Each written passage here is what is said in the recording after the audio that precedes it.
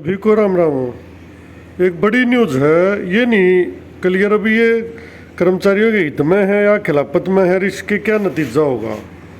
अभी जो है ना, बहुत से कर्मचारी विभाग द्वारा हटाए गए हैं, जिनमें मेनली पीटीआई हैं 1983 816 ड्राइंग टीचर। इनमें क्या था, रेगुलर भर्ती थी, तो इन तकरीबन कर्मचारियों ने लोन वगैरह ले रखा था डिपार्टमेंटल, जो आजकल पंजाब नेशनल बैंक देता है। अब वो भर्ती क्वेस होगी, जो लोन था वो तनख्वाह पर दिया था, सैलरी पे, और उसकी गारंटर थी सरकार। बैंक ने क्या किया, बैंक ने कहा भी सरकार अगर कहेगी तो हम इनको लोन दे देंगे, सरकार अगर जिम्मेदारी लेगी तो। सरकार ने जिम्मेदारी ले ली, पीएनबी बैंक ने लोन दे दिया, और सैलरी में से डीडीओ उस लोन को काटने लगा भाई, हर महीने जो भी किस्त बनी। यहाँ तक बात ठीक थी, लेकिन क्या होता है कि दुर्भाग्यपूर्ण उस तय भर्ती रद्द हो जाती है। अब जिस सैलरी पर लोन था वो सैलरी रही नहीं, तो डीडीओ कहाँ से काटेगा, नहीं काट सकता।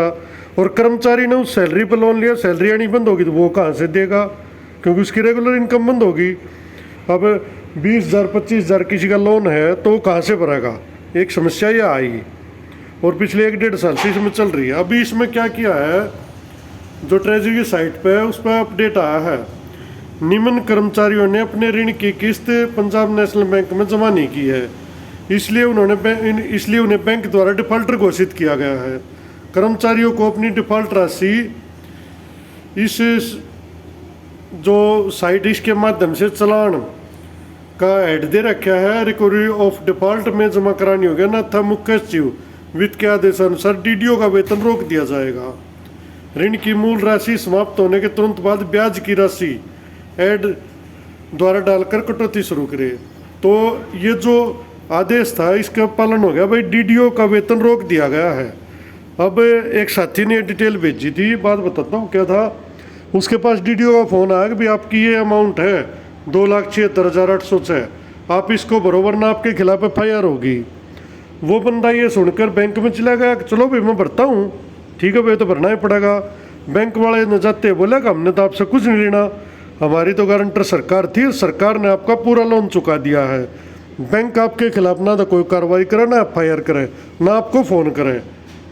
तो भाई ने भी एक तरह से ठीक होया, भाई बैंक सरकार गारंटी भर दिया, भरा कहाँ से, उन्होंने इसको डिटेल भी दी इस भाई को, ये वहाँ से लिया। इसमें देखो सरकार ने ये जमा करा दिया, ये बाई हरियाणा गवर्नमेंट ये लिख रखा है, इसमें साफ साफ ये 3 कलम हरियाणा गवर्नमेंट ने जमा कराई हैं इसके खाते में। और ये अमाउंट है, एक बार 32,000, एक बार 48,000, यानी पहली किस्त 2 महीने की दी, 16,071 की किस्त थी, इसके ऊपर दिख रहा है, फिर 2 महीने, फिर 3 की दे दी, और आखिर में अभी ये 22/12/2021 को, ये डेट भी है इसमें, 22/12/2021 को इसका जो टोटल लोन था वो सारा का सारा भर दिया है भाई गवर्नमेंट ने, सरकार ने इसका भर दिया। और इसके जो अमाउंट इसकी पाई ना, वो पाई 129 रुपये।